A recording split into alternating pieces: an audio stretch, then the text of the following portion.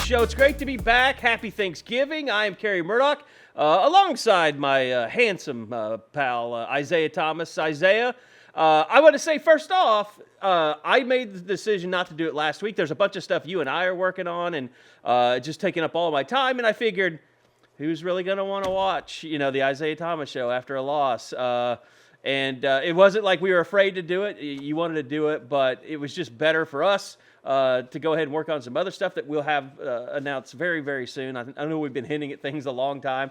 I'll just give you a little preview, maybe. I know that guy. That's Isaiah Thomas. That's a photo from back in summer camp, and maybe a little hint of things to come. But Isaiah, welcome to the program. You guys just coming off the win at Iowa State. Obviously, we got a lot to get to. Bedlam coming up this week, a really big week. But I want to take some time, and for the fans at least, because I know everyone moves on to Bedlam, everyone moves on to Texas, after you play them. But the Iowa State game, first and foremost, I wanted to throw this out there. It was your senior day on Owen Field. You got to be surrounded by your family. And let me just pull this up here, and a little bit of Isaiah Thomas on the field, getting recognized with your family. First off, I guess let me start. Let's recognize exactly who all's in the photo with you here.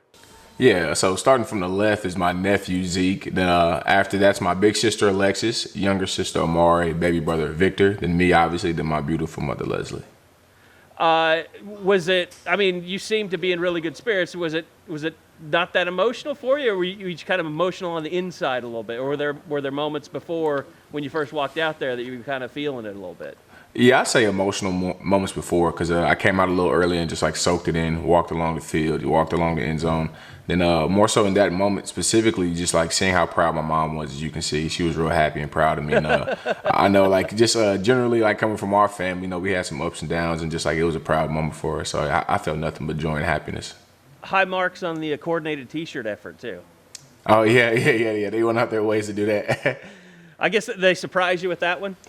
Yeah, they did. She was like, yeah, we got like something special that we made, just for senior night to stand out in the crowd and just, just show her some respect and all that, like, towards me. And I was like, y'all didn't have to do that, but they just did it for the love they have for me. Now, let me ask you, your last time running out on, out of the tunnel onto the field, are you a guy that ever, in your younger days, were you really geeked about running out on the field like that? Yeah. I noticed like you're not first in line or anything. Oh, yeah, definitely. When I was a freshman, sophomore, I was definitely the type to run out, jump as high as I can, and hit the banner. But as time goes on, you just trot out there, just look at the crowd and embrace the moment and just, predict the plays and try to, like, visualize what you're going to do when you're out there. Well, and, looking a little bit at the Iowa State game, I'll just kind of run a reel here, and we can talk about it as it goes along. But obviously, Brock Purdy probably glad to never see the Oklahoma defensive line again in his career, at least this version of it. Oh, yeah, I know. And definitely, like, this highlight reel definitely speaks volumes to what we preached with big plays and emotional leadership with guys like DJ and Caleb making these big plays. And just seniors stepping up, such as me, Delarian Turner-Yale, and Pat Fields. Little Woody Washington. Here's the Perry on Winfrey hit, by the way, if you didn't know what was getting ready to come at you. There's Perry on your left. He's like, can't outrun Nick Benito, and then boom! Oh my God. No, yeah, this play was crazy because, we had a little stunt game going on, and I'm trying to rap, trying to, contain him. Then I see him, like, I'm trying to mirror him in the background. Then Perryon just comes like a heat-seeking missile and just kills him, man. And I jumped on Perryon's back, and I'm turned up with emotion and stuff like that. So, Coach Grinch always says if you strain, you'll get rewarded for it. And I don't know how much better you could have been rewarded. Well, when that first happened, were you like something like that happens, is your head on a swivel, like looking for flags when you see a big hit like that? Is that just a natural reaction nowadays? No, yeah, definitely a natural reaction. Just because of how big of a hit it was, and the fact that he's a quarterback, I know for sure. Like initially, I was like, "Oh my God!" Then like when things died down, I was like, "Wait a minute!" I started looking around and stuff like that because they weren't pretty quick to put the punt team out there or whatever. But that's definitely just like how college football is nowadays. I mean, not even college football, just the sport alone. Just football in general, yeah. Yeah, exactly. And just kind of going through, and here is, I believe this is one of your sacks on the day. Yeah, I had a couple. And we haven't even got to your roommate yet at this point, but that's going to be coming up here pretty soon. But I was like, okay, this might be the week. Defensive Player of the Week, here it comes. And then there you and Nick are chasing down. And let me say this: I showed Woody Washington a little bit earlier. Brian Asamoah has been playing really well. Yeah. But okay, here we go. Here's the Key Lawrence play. Boom. Knocks right out. And then honey buns for everybody. No, it was definitely a special moment because, like I said in previous interviews I had, that it was a big play for Jalen, and I know it's a big man's dream, and you won't believe it. He bought a box of honey buns later that weekend on Sunday. I didn't see any cheese with it, but we had cheese in the refrigerator. But I'm pretty sure he put some cheese on it. But it's a big man's dream to make that play. And like I said, if you strain, you get rewarded. And outside Perion's big hit, that's the best way to get rewarded is a scoop and score. Well, let's talk about it. I mean, Woody Washington, your roommate Jalen Redmond, Valerian Turner-Yell, those guys have all come back in the last couple of weeks. And really, like for Jalen, I'm sure there was a certain amount of rust that he had to kind of get back into playing shape. I know they always talk about football shape versus just regular shape. But those three guys, it seems like your defense is really starting to play at the level that you guys expected from the beginning right now. No, yeah, you can definitely see the strides that they're making, especially game by game, specifically with Jalen. When Jalen came back that first game, limited reps. Then after that, got some more playing time. Then this last game, it was just a dog off the leash. Just go out and just perform and do your thing. And same with Woody Washington and obviously Valerian Turner. Yeah, he's been making plays left and right these past few games. And there's DTY getting the stop on the fourth down play. Yeah. You got your West Virginia celebration back here. You followed. I did. You hunted him down. That's pretty I did, though. Yeah, he was like, "I'm glad you caught me because last time I didn't celebrate with you." And there's your buddy Eric Gray getting in on a touchdown. That was good to see as well. And a little bit more pressure. There's Nick Benito with a big sack late. I like his little celebration here. That was well deserved. But no, I mean, kind of back to what you're talking about and the guys and. Another key to me, I mean, Key Lawrence steps in. I know DJ Graham had to leave the game because of an injury, but Key Lawrence, once again, just steps up, and you saw him knock the ball loose there on Jalen's touchdown. But what a playmaker he's kind of become for you guys down the stretch as well. Oh, yeah, big-time playmaker. That guy seeks for the ball as much as he can. I think he has like 3 or 4 forced fumbles on the season. And I know coming into the season, he was one of the guys that wasn't talked about as much. When it comes to Eric Gray, Wanye Morris, and him, he was kind of the guy that was just in the shadows, behind those two. But he's really come to life and making big plays. And obviously one of the forced fumbles that he made didn't get recovered. But it's impactful either way, So things like that we're gonna need in this last stretch. And then speaking of last games on Owen Field, last play of the game, Patrick Fields coming up with the interception. Just really good to see, the guys that have, been around and yourself and Nick and even Perry on with some big plays. But you guys got to be in a good headspace preparing for Bedlam coming off of that. Really, the last 2 performances defensively. Oh, yeah, 100%. And games like that builds confidence, and anything that can benefit you to remain and gain confidence, you should use it because anything outside of that, it's a distraction. And one thing Coach preaches on is distractions diminish you. And anything that hinders you or takes your focus away from what the main goal is, and you shouldn't be partaking in it. And the way we've been performing and the execution that we made, we need to focus on that and keep improving. And the things that we haven't been working well on, we got to increase those.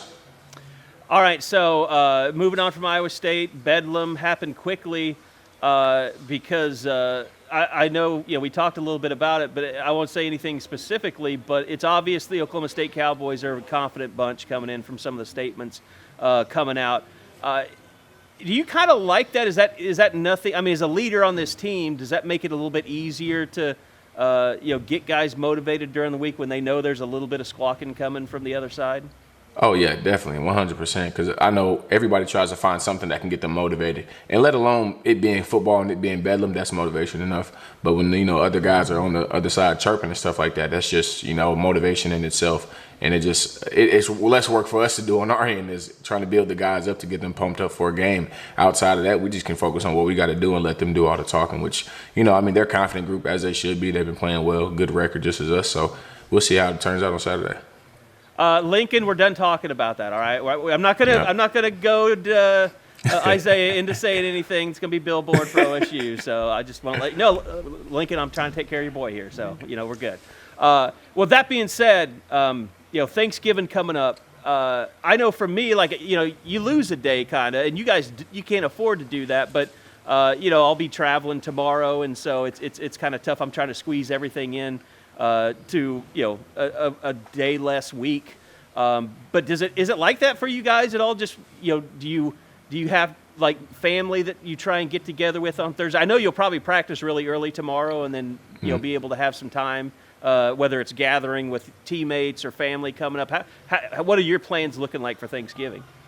I know, like you said, we practice a little earlier, and sometimes not everybody gets to see their family, but that's the sacrifices you have to make when you play on this level in this sport, and specifically on this team. And but outside of that, yeah, coach lets us practice a little earlier. Some coaches, they have Thanksgivings at their house, and they invite whoever wants to show up. Outside of that, I know Justin Burrows, he has a big gathering with his mother at their house, and I might go to a friend's house here in Norman, go to their little family get together, so something like that. Nothing outside of what I usually do. Tiffany's a good cook? Oh, most definitely.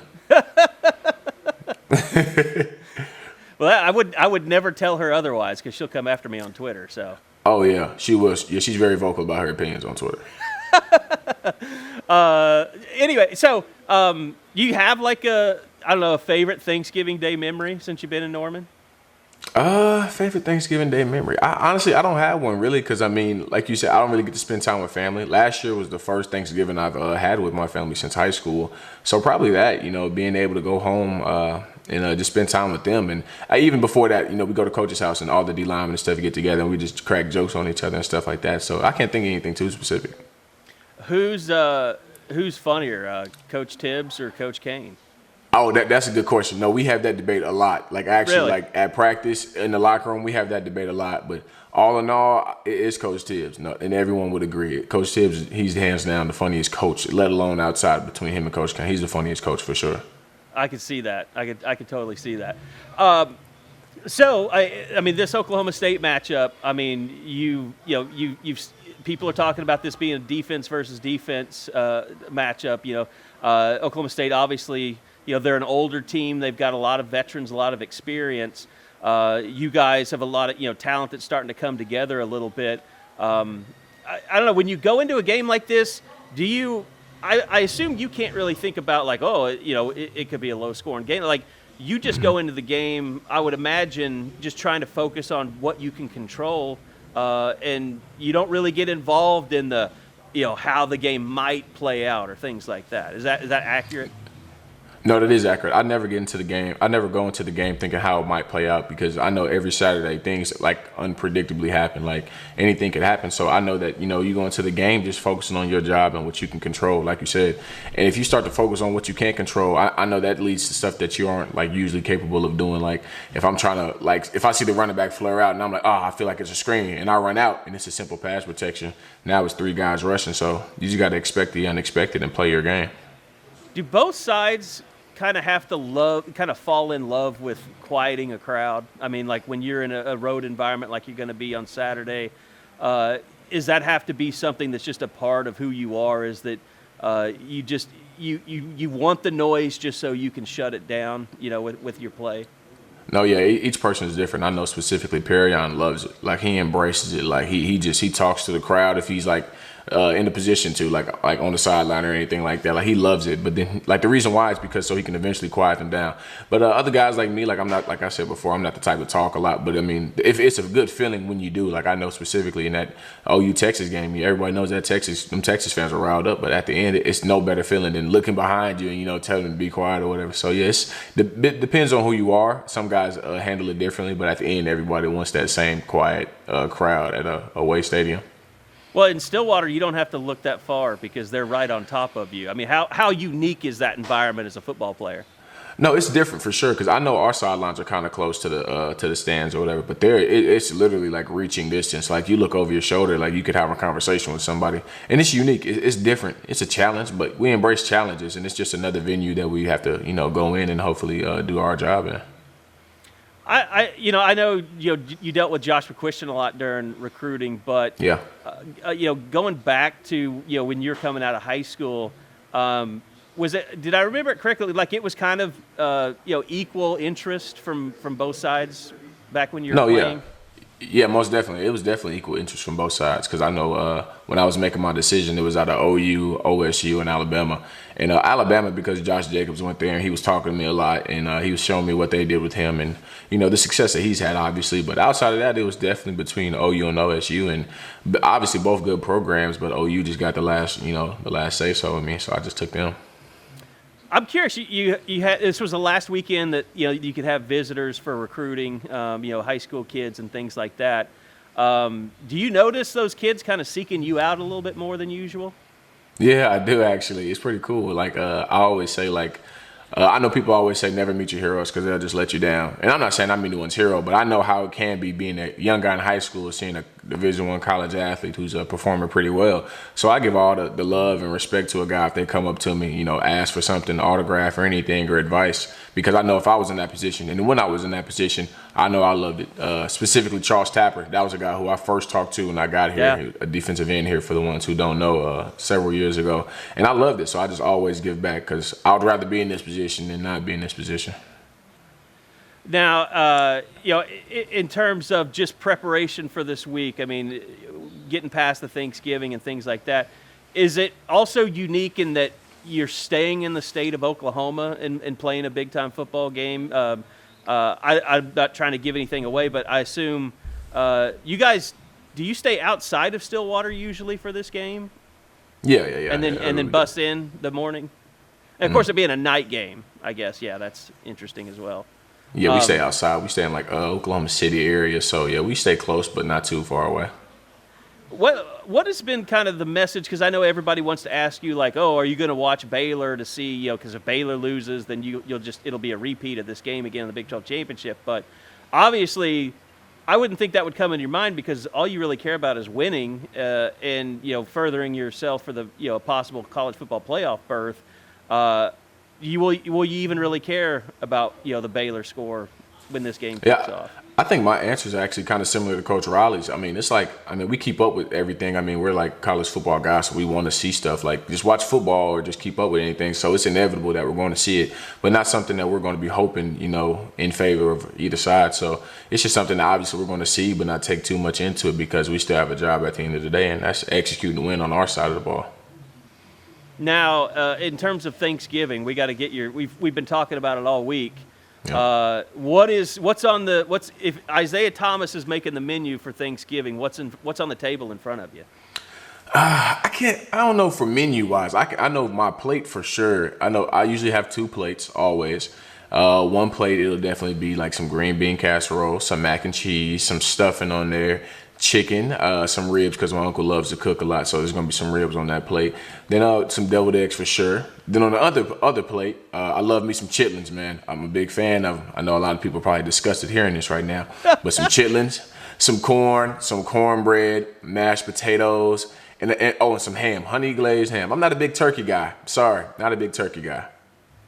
I'm telling everyone out there that's listening, it's like there's no way that's too much food.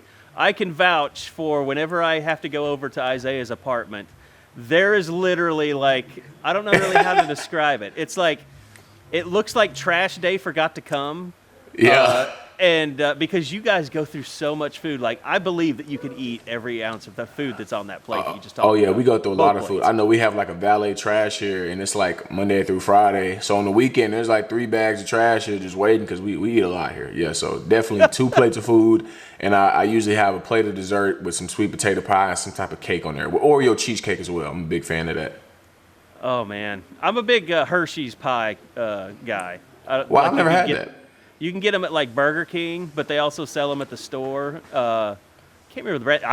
I don't know how you couldn't like it. It's pretty good. So I never had it. No, I definitely see. For me, Thanksgiving is all about just getting the perfect bite. It's like turkey, mashed potatoes, stuffing, a little gravy. Yes. With chasing it with a roll, a nice roll. Oh, I like that. So that's what it's about. And then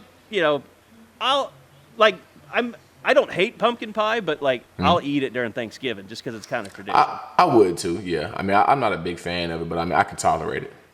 You put the was it the Cool Whip on top of it? That's pretty good. Yep. I kind of tell people this all the time. Like I didn't grow up poor, but my parents did. So I literally ate stuff like that poor people ate, and I still love it. Like I love Jell-O cheesecake. Like that's my favorite dessert of all time. Yeah, I've seen people eat that. It's good, man. Don't let Jalen have it. At least not till the season. He'll have it. He'll fall in love all over again. I guarantee you. I believe he might add a slice of cheese. Because I grew up on honey buns. I really did. I loved putting honey buns in the microwave when I was a little kid. So who doesn't? Bedlam is going to be huge, and I know a lot of people looking forward to it. It's just it's been a season that for me personally, I think if you guys went up and won Bedlam. It would definitely put a stamp on the season. People would stop being so down on you being 10-1, or talking about how this 10-1 season came together, and then moving forward. I just I'm really looking forward to seeing it. I hope you guys and you in particular play well. I think I described it today like I feel like I'm your NIL parent now. It's like Pro Football Focus came out with like their grades last week, and they only had you down for 1 sack, and I was so mad. Like I was like, what's wrong with these people? He had 2 sacks. Like get it right. Yeah. They always it's some stat page or some page always messes it up. But I know officially I have 8 total sacks on the season, so I know that for sure. Yeah, they got you. You officially now. You're right. I think they had you missing a couple or 1.5 or something along the way. But yeah. What is? I mean, did you have a number in mind when the season started? Oh, double digits always. Definitely double digits. At least double digits. Yeah, anything 10 plus for sure. Which is doable. Which is could be reachable for you this weekend. All right. I know people always said, "Oh, the shows are too long," but we're going to kind of keep it short this time. Thanksgiving week. I know we got a lot to do. You got a lot to do. And like I said, I want to wish everybody a happy Thanksgiving. Thanks to everybody who is watching the channel. Subscribe. Don't forget Isaiah Thomas. You can follow him on Twitter at the address below. Also on Instagram. And like and subscribe to the YouTube channel. I tell you what, I did say one thing last week. I told people that we would answer some of their questions in the comment section. So let me just go real quick. Okay, I didn't appreciate this one. Damn, the crush Carrie has on Isaiah is real. Laugh emoji. I don't know how that's applicable here. I mean, we're just best friends. It's no big deal. I mean, I think someone was wondering why you left your hat on the entire show a couple of shows back. That was a great question, actually. I was having a bad hair week. I mean, it was bad. I know, it was rough. The one with Trey Norwood, I already know the episode. It was rough. Well, I mean, I didn't even know that. I'm looking at it right now. Is it like you just went in and they messed up the heart? No, I mean, like, I just didn't have a haircut for a while. Oh, okay. I just didn't. Yeah, I went like 5 weeks without a haircut. I mean, even I had like media for like Fox Sports or something that week or something like that for media, and I wore a beanie the whole time. Oh yeah, okay, I remember that now. But you did get it fresh cut. I did for Iowa State, so it was looking tight. So I can't say that. I'm too old to say that. Okay, so any question for IT? Who is the funniest dude on the team? Okay, well, me first of all. I truly know, and they will tell you it's me. But funniest guy on the team, it'd have to be between Keyshawn Lawrence and honestly probably Perrion Winfrey. I mean, Perrion has a lot of these awards just because he's a character, but it's out of them two. I mean, you always talk so highly of of Perrion. It's like I don't know. It's just like nothing he doesn't do. It's like any question can like always tie back into him. I mean, it's just always. I don't know how, but it's always him. To me, from the outside, and I don't know a lot, but I almost feel like you never know what's going to come out of Perrion's mouth. And that's exactly what makes him different. Like, he's just unpredictable. All right, I think, look, let's keep doing it. We only had a few questions there, but now you know we're not joking around. So get your questions in the comments.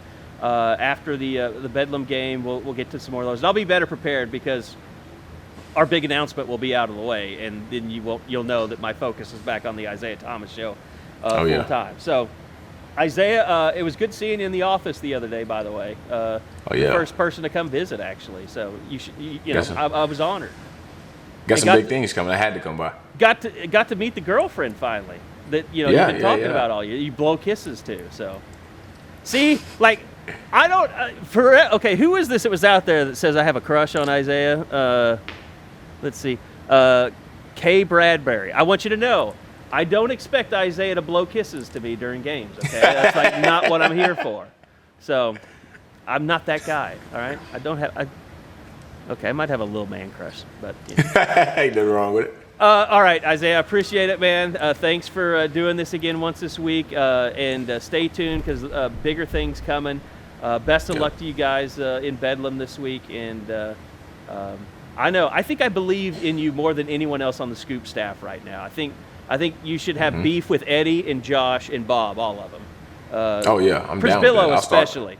I think he's the one you got to worry about the most. The quietest ones are the one you got to worry about. That's true. All right, Isaiah, thanks so much. Thank you for listening, and we'll see you guys back here again next week for another edition of the Isaiah Thomas Show from SoonerScoop.com on YouTube.com.